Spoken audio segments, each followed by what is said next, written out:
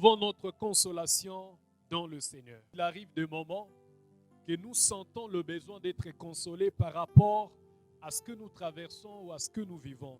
Il arrive des moments où nous nous sentons au bout de nous-mêmes, où nous nous sentons débordés par les situations, où nous nous sentons incapables de faire quoi que ce soit de plus. Je me pose la question si le message que Paul adresse aux Thessaloniciens est susceptible d'apporter consolation dans nos cœurs aujourd'hui, dans ces moments et dans ces temps que nous sommes en. Il y a des situations qui nous arrivent dans la vie et ce n'est pas parce que nous sommes chrétiens ou parce que nous sommes païens. Nous avons quelque chose de particulier. La différence que nous avons, c'est notre espérance que nous avons dans notre Seigneur.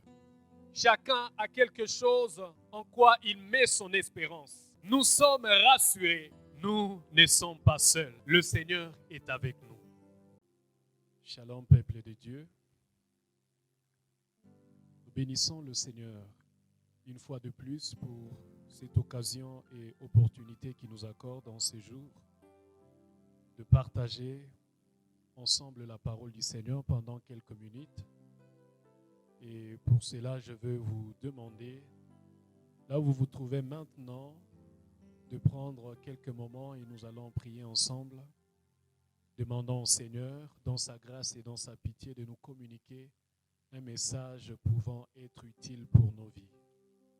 Alors, si possible, que tu pries là où tu es maintenant, je vais te demander de le faire avec moi et ensemble nous allons implorer le Seigneur. Prions ensemble. Seigneur Jésus, nous te bénissons et nous te glorifions. Tu es notre Dieu et en toi nous trouvons notre refuge.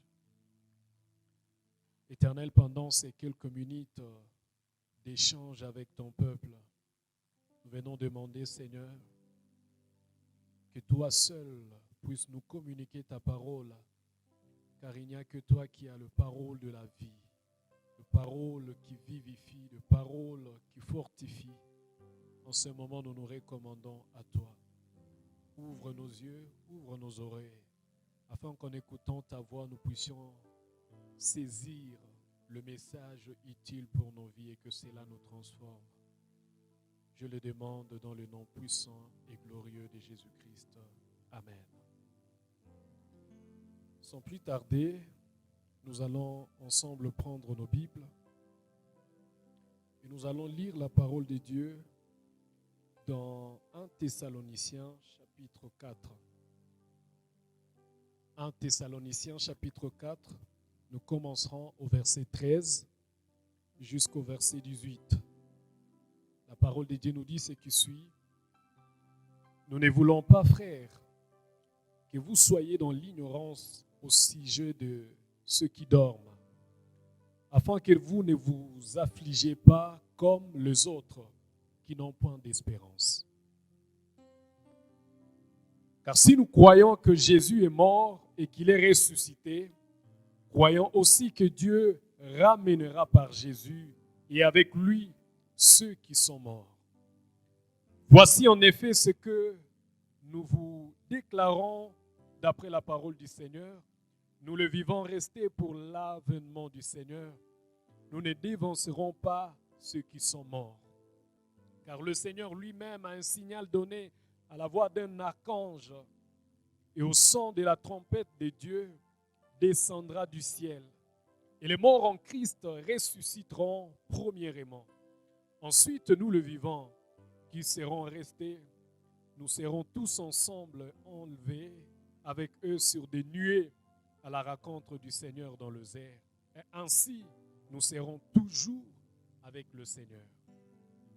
Consolez-vous donc les uns les autres par ces paroles. Amen.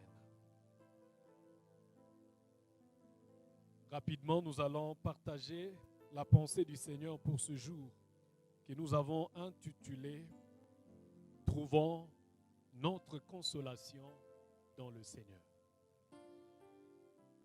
Selon ce que le verset 18 de ce chapitre 4 des 1 Thessaloniciens était en train de nous le dire. Consolez-vous donc les uns les autres par ces paroles. Trouvons notre consolation dans le Seigneur.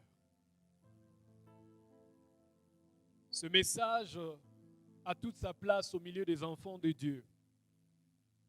Parce qu'il arrive de temps, il arrive de moments que nous sentons le besoin d'être consolés par rapport à ce que nous traversons ou à ce que nous vivons. Il arrive de moments où nous nous sentons au bout de nous-mêmes, où nous nous sentons débordés par les situations que nous vivons, où nous nous sentons incapables de faire quoi que ce soit de plus. Et nous avons besoin en ces temps-là que des paroles de consolation nous soient adressées, que des paroles d'encouragement nous soient adressées. Et l'apôtre Paul a écrit aux Thessaloniciens et il les a envoyé ces paroles d'encouragement, ces paroles de consolation afin de leur donner encore du courage pour qu'ils puissent avancer. Paul était conscient que l'église de Thessalonique était en train de traverser des moments et des questionnements qui nécessitaient une parole afin de le soutenir. Mais la question que je me pose, et c'est ça la réflexion que je suis en train de partager avec le peuple de Dieu en ces moments, c'est de savoir si ces paroles de consolation que Paul adresse aux Thessaloniciens sont susceptibles de produire aussi consolation dans nos cœurs. Je me pose la question si le message que Paul adresse aux Thessaloniciens est susceptible aussi d'apporter consolation dans nos cœurs aujourd'hui, dans ces moments et dans ces temps que nous sommes en train de vivre. Si vous avez bien suivi la lecture avec moi, vous vous rendrez compte que dans ce verset que nous avons lu, cette portion du 13e au 18e verset de ce chapitre 4 des 1 Thessaloniciens, l'apôtre Paul est en train de partager juste deux réalités qu'il donne aux Thessaloniciens. Et pour Paul, ce message-là est susceptible de leur apporter consolation. Il leur a parlé de deux choses et il a estimé que le peuple du Seigneur ayant entendu ces deux choses pourra être consolé dans tous les questionnements ou dans toutes les situations qu'ils sont en train de traverser. Et à partir du verset 13 déjà, nous voyons que la première chose que Paul est en train de communiquer aux Thessaloniciens, c'est une réalité, une vérité, qu'il donne peut-être en titre de rappel pour les uns ou d'information pour les autres, leur montrer la réalité autour de ceux qui nous ont précédés, de ceux qui sont morts en Jésus-Christ. Il est en train de donner la réalité autour de personnes qui nous ont précédés, autour de personnes qui sont parties en premier, mais ces personnes sont mortes en Jésus-Christ. Et le message que Paul est en train de donner par rapport à ce point-là, il a pris le soin de souligner en disant aux Thessaloniciens que par rapport à ce sujet, ils ne doivent pas être dans l'ignorance pour ne pas être affligés comme les autres. En cela, j'étais en train de comprendre qu'il y a beaucoup de situations dans nos vies, nous comme enfants de Dieu, qui nous arrivent et qui sont un vécu commun de tous les hommes. Bien-aimés dans le Seigneur, il y a des choses que nous allons voir dans notre parcours qui sont des choses qui seront vécues par tous les humains.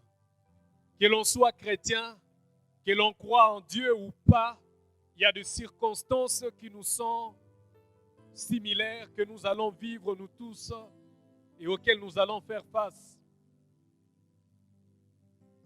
Il y a des problèmes qui arrivent dans la vie quotidienne et cela ne choisit pas chrétien ou païen.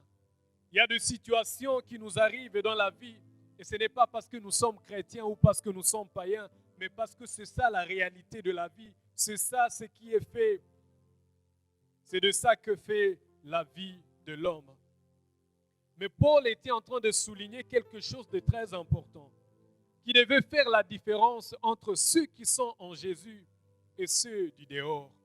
Parce qu'il était en train de parler aux Thessaloniciens, leur dire qui ne doivent pas être affligés comme les autres. Et je suppose que Paul, parlant des autres, il est en train de faire allusion à ceux-là qui ne connaissent pas le Seigneur. Bien que nous tous, nous sommes soumis aux mêmes circonstances de la vie, nous ne devons pas être affligés comme eux, parce que nous avons quelque chose de particulier.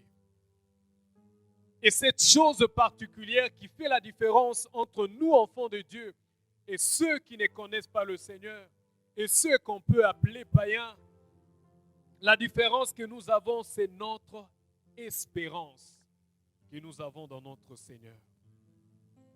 Paul est en train de dire, afin que vous ne vous affligiez pas comme les autres qui n'ont point d'espérance. Cela veut dire que nous vivons la même chose. Nous faisons face aux mêmes défis, mais nous sommes différenciés par l'espérance que nous avons et que les gens du monde n'ont pas. Face aux mêmes problèmes, face aux mêmes difficultés, l'espérance que nous avons dans le Seigneur nous maintient et nous fortifie pendant que les autres sont en train de sombrer. Et nous voyons que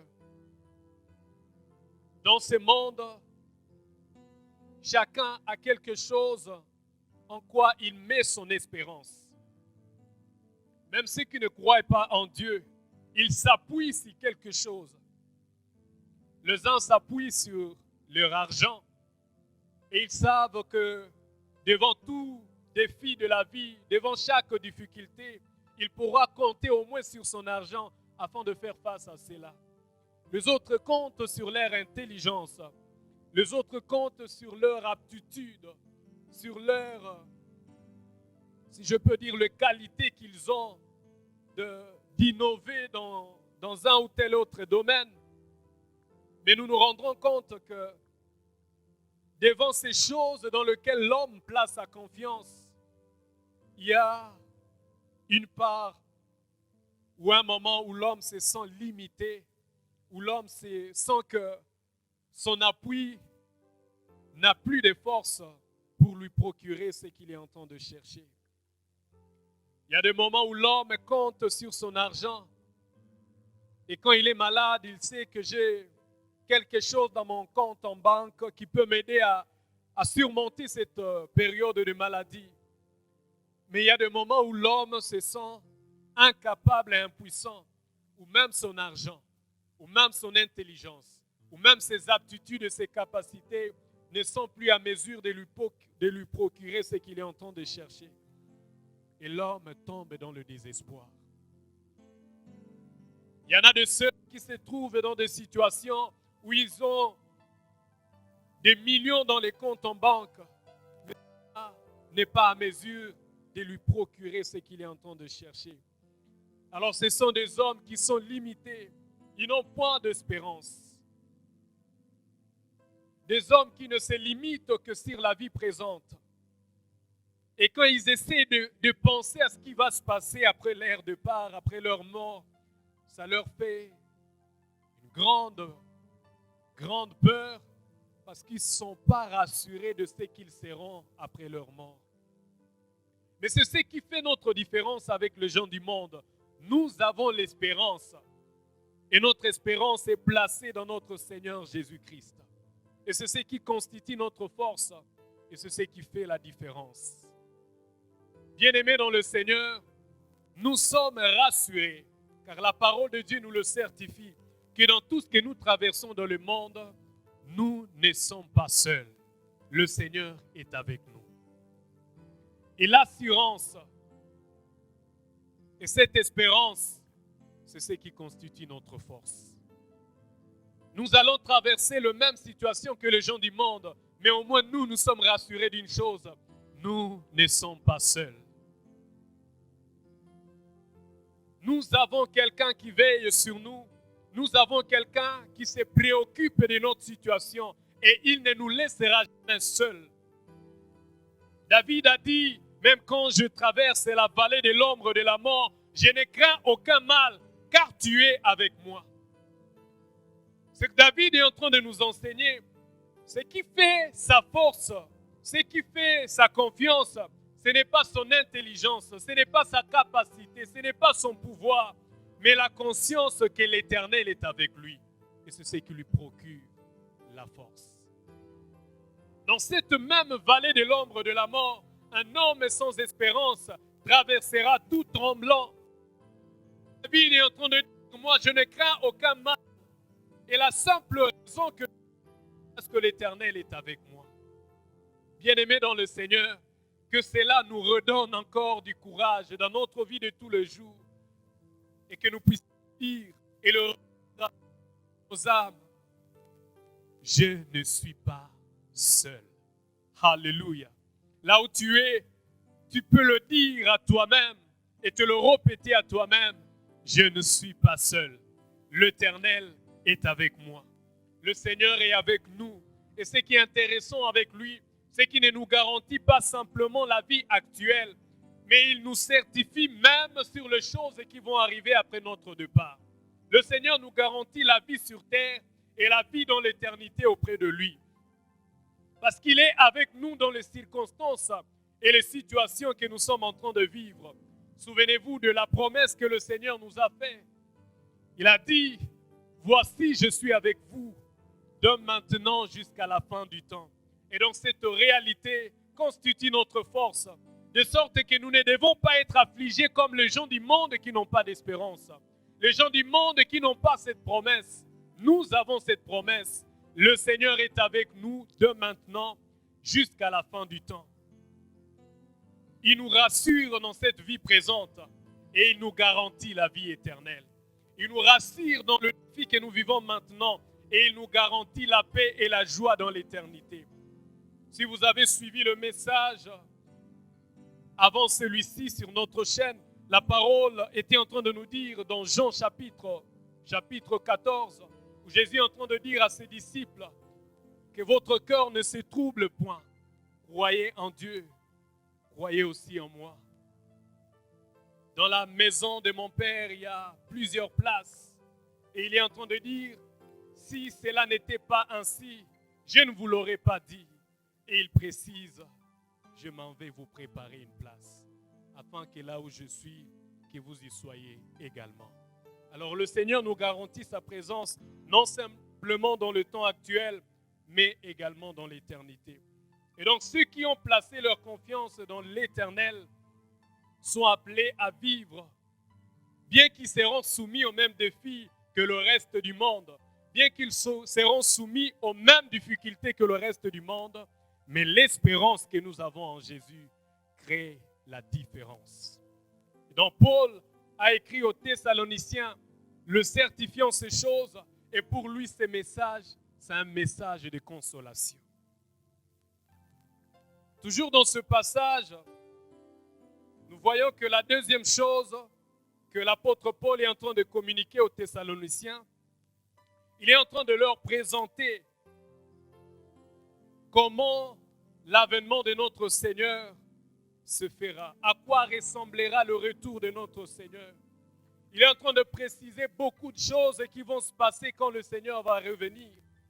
Il dit que nous le savons, quand le Seigneur reviendra, c'est ceux qui sont morts en Jésus qui ressusciteront en premier, et ceux qui seront vivants vont le rejoindre dans le nuée afin de demeurer éternellement avec le Seigneur. Pour l'apôtre Paul, ce message était susceptible de produire la joie, de produire une consolation dans le cœur du peuple du Seigneur se trouvant à Thessalonique. Mais cela m'amène à réfléchir et à me poser une question. Celle de savoir si ce message, ce même message nous adressé aujourd'hui, est-ce que ce message est susceptible de produire en nous la consolation? Le retour du Seigneur, le message sur l'avènement de notre Seigneur, est-ce qu'il est susceptible de produire dans mon cœur une consolation, même quand je traverse des moments que je ne comprends pas? Quand on nous dit que le Seigneur revient bientôt, quel est le sentiment que nous avons dans nos cœurs? Jésus revient bientôt. Est-ce un message de consolation pour moi ou un message d'affliction? Jésus revient bientôt.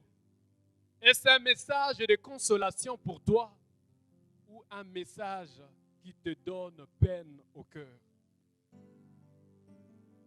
Alors cela m'amène à voir l'attitude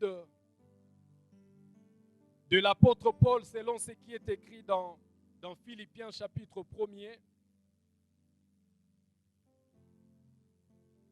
Au verset 21, par exemple, Paul est en train de dire ceci: « Car Christ est ma vie, et la mort m'est un gain. » Au verset 23, il dit: « Je suis pressé de deux côtés. J'ai le désir de m'en aller et d'être avec Christ, ce qui de beaucoup est le meilleur. Mais à cause de vous, il est plus nécessaire que je demeure dans la chair. Et je suis persuadé, je sais que je demeurerai et que je resterai avec vous tous pour votre avancement et pour votre joie dans la foi. » Quand je lis ces passages, quand je lis ces messages, je me rends compte que pour Paul, il est en train de résumer sa vie. Il dit, pour moi, vivre, c'est Christ. Le résumé de ma vie, c'est Christ. Et la mort, je le considère comme un gain, comme un bénéfice. Et il dit, je ne sais pas ce que je dois désirer. Je suis pressé des deux côtés. D'un côté, je voudrais bien m'en aller et retrouver mon Seigneur afin de vivre éternellement auprès de lui. De notre côté, je sens le besoin de demeurer dans la chair afin d'être pour vous un sujet de joie dans votre foi. Cela veut dire que pour Paul, ce qui est beaucoup plus important pour lui, ce n'est pas de demeurer dans la chair. Il aurait bien préféré le plus tôt possible rejoindre le Seigneur. Il est animé par cette envie, il est animé par ce besoin de voir et de rencontrer le Seigneur. Et c'est ce qui fait sa joie. Mais je me pose la question, est-ce que cela est la même considération que nous avons aujourd'hui si on nous parlait du retour de notre Seigneur Jésus-Christ? Est-ce que l'Église soupire encore au retour du Seigneur? Est-ce que l'Église soupire encore à voir le Seigneur revenir dans sa gloire pour prendre son Église? Dans Apocalypse chapitre 22, le verset 17, la parole de Dieu nous dit: « Et l'Esprit et l'épouse disent, viens. Et que celui qui entend dise, viens. Et que celui qui a soif vienne.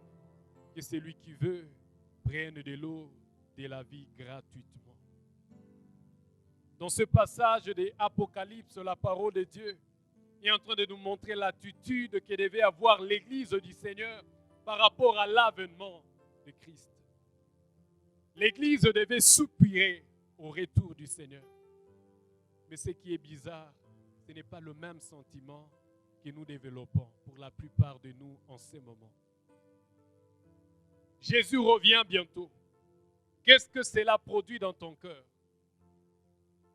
Affliction ou consolation?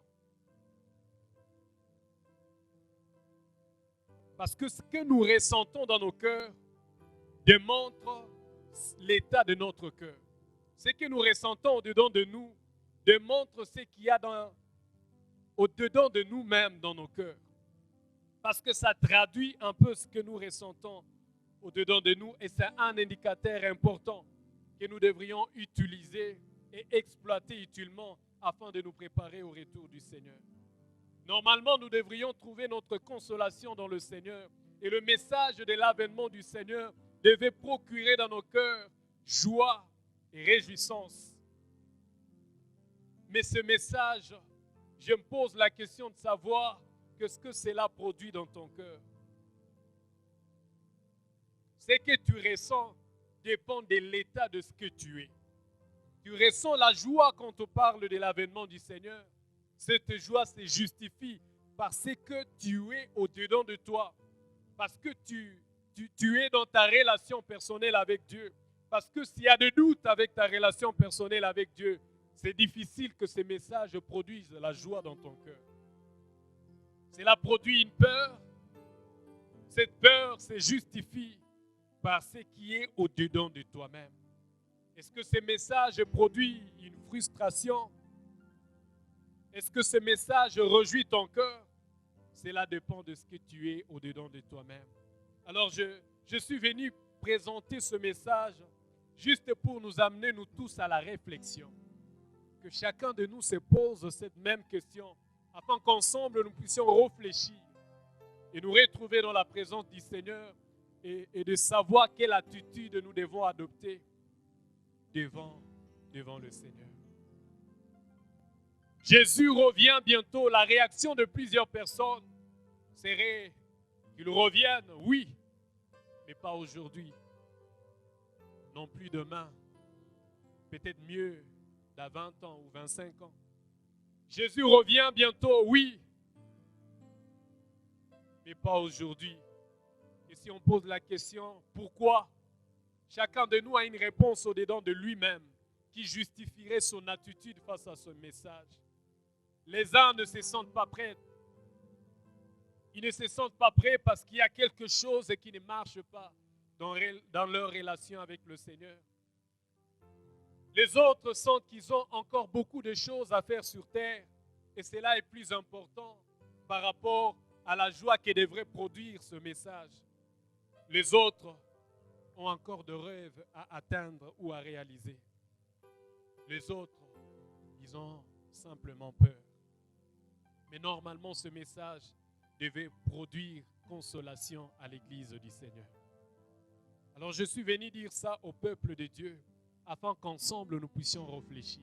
Je sais que chacun de nous a une réponse à cette question. Alors je te prie de garder bien ta réponse ou ce que tu sens au-dedans de toi-même en écoutant ce message qui est en train de te parler de l'avènement du Seigneur. Et vérifie bien ce que cela produit dans ton cœur. Est-ce la joie? Est-ce l'affliction? Est-ce la consolation? Est-ce la peur?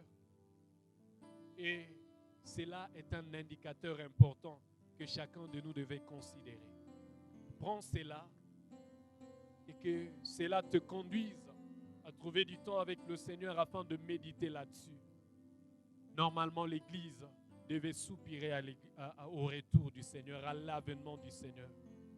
Si cela n'est pas le cas pour nous, donc il y a encore des choses à régler. Donc il y a encore des choses que nous devons harmoniser dans nos cœurs afin que ce message produise ce qu'il devait produire normalement dans nos cœurs. Trouvons notre consolation dans le Seigneur. Trouvons notre paix dans le Seigneur. Trouvons notre joie dans le Seigneur. Il n'y a pas d'autre source que nous avons. Le Seigneur est la seule source de joie et de consolation que nous avons. Et c'est la source par excellence. Alors que ce message produise en toi le résultat que le Seigneur attend de chacun de nous. Durant ces moments, durant ces temps, et que chacun de nous questionne sa vie afin de produire ce que le Seigneur attend de nous. Alors si cela est possible là où tu es maintenant en suivant ce message, je vais te demander de te recueillir pendant quelques minutes où tu vas prendre le temps de réfléchir sur ta vie et te demander qu'est-ce qui donnerait consolation à ton cœur. Le message qui te garantit de la présence de Dieu à tes côtés à chaque instant, est-ce que cela est susceptible de te donner encore du courage et de la joie? Est-ce que tu es rassuré que le Seigneur est avec toi et susceptible de te consoler dans tes moments difficiles?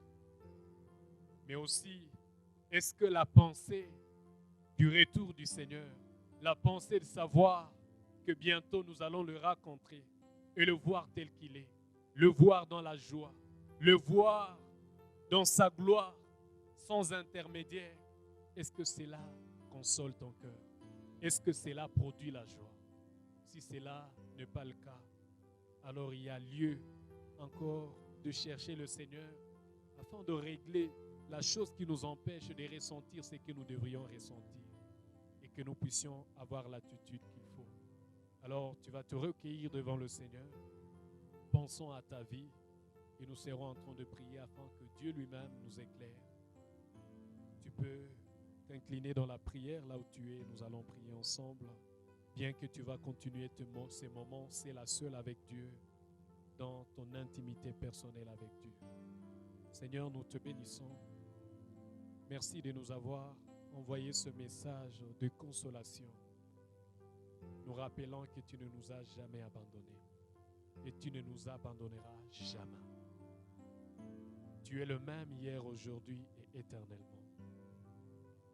Le psalmiste est en train de dire: les lionceaux éprouvent la disette et la faim, mais ceux qui cherchent l'Éternel ne sont privés d'aucun bien. Tu n'abandonnes jamais ceux qui se confient en toi. Tu nous as dit: tu es avec nous jusqu'à la fin du temps. Seigneur, que la conscience de ta présence console un cœur affligé. Que la conscience de ta présence fortifie une âme abattue. Un cœur dans l'angoisse, qu'il retrouve la joie par la conscience de ta présence. Même si nous traversons une vallée de l'ombre de la mort, que ta présence nous rassure. Qu'au-dedans de nous, nous puissions être forts en disant: l'Éternel est avec moi, il ne m'abandonnera jamais. Seigneur, et rappelle-nous que tu reviens bientôt. Rappelle-nous, Seigneur, que bientôt, dans peu de temps, nous allons te rencontrer dans les airs pour te célébrer éternellement. Et je prie, ô Dieu, que nous puissions réparer nos vies avec toi, afin que ce message de ton avènement produise la joie dans nos cœurs. Je prie pour mon frère, ma soeur, qui éprouve une crainte par rapport à ton retour, qui ne se sent pas prêt à te rencontrer. Seigneur Dieu de bonté, toi qui sondes le cœur de l'oreille, ouvre nos yeux. Saint-Esprit, je te prie, communique nous, afin que nous sachions qu'est-ce que nous devons améliorer dans notre marche avec Dieu, afin que le message de son avènement produise la joie dans nos cœurs. Je le veux, Seigneur, et je crois que tu le feras dans nos vies. Au nom puissant de Jésus-Christ. Amen. Que le Seigneur vous bénisse et qu'il vous accorde la joie, la paix, la consolation à cause de son nom. Soyez dans la paix au nom de Jésus-Christ. Amen.